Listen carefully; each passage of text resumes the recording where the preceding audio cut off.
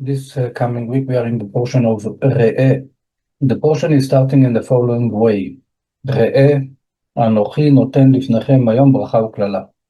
See, I set before you a blessing and a curse.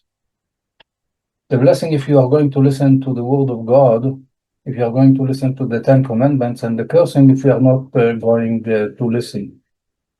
And the sages are telling us that Re'eh is the initials of three words, which are Re'eh Elul Higia.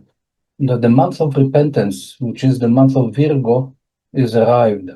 And it means that from now, even before that the month arrived, we can start the inner searching, we can start the introspection, which means as a preparation for the blessing that comes in this Shabbat, because portion of Re'eh channels for us a blessing.